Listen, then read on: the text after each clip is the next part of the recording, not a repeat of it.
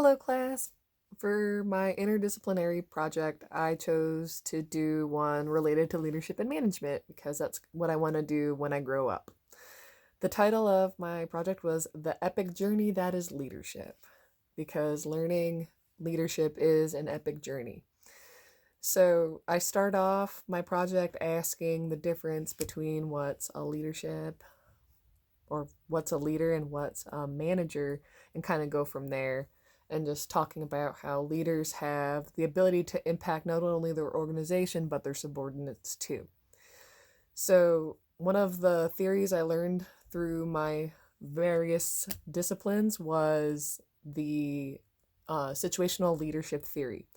So with the leadership theory, situational leadership theory, there are four different types of leaders. To start, there is the director, which is usually a high level individual that deals with more of the big ticket decision making items. From there, there's the coach, which is the type of leader that has more of a supportive sense as well as a directive sense. So they are directing their subordinates, but they're also supporting them and building them up to be the best employees they can be. Then there is one that's pretty obvious called the supporter. They support. Just kidding. They are very supportive, but their delegation isn't, not delegation, but direction isn't the strongest. So they're able to kind of work among their peers, like in more of a work center supervisor setting, but on the more supportive side. Then there is the delegator, and the delegator straight up delegates. They are provided tasking from whoever their upper management is, and they get it done with the rest of their team. So I kind of break down those styles and then identify some issues that people tend to have with this method. Usually people gravitate to one type of leadership, and you, within your time of working for a company, you use all types of leadership. You want to be able to have used those at any point in your career.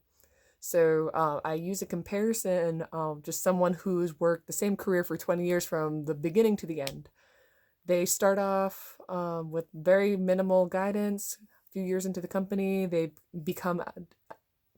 come to a level of delegation, which is that delegator one I just spoke of.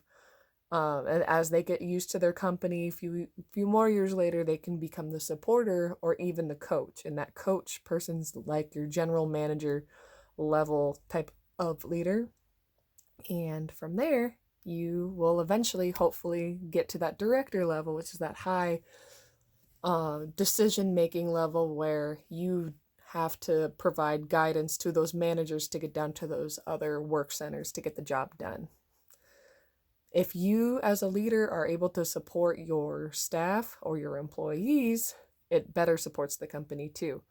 So not necessarily supporting them, like giving them everything they want, even though you want to give them things that would motivate them, but you want to give them just setting a standard, being able to be that leader that if you notice that someone's doing something wrong, or you notice there's some off-color things being said in the work center, being able to put a stop to it, along with just providing them that criticism to better them too.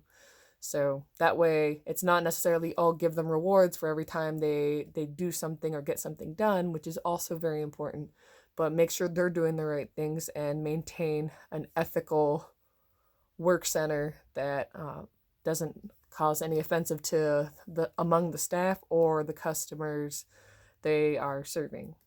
So that was kind of the idea that my project kind of went. So it didn't kind of, it did. Besides that, I hope all of you have a great Thanksgiving, and I hope the rest of your projects go well too. Have a good day or night or morning.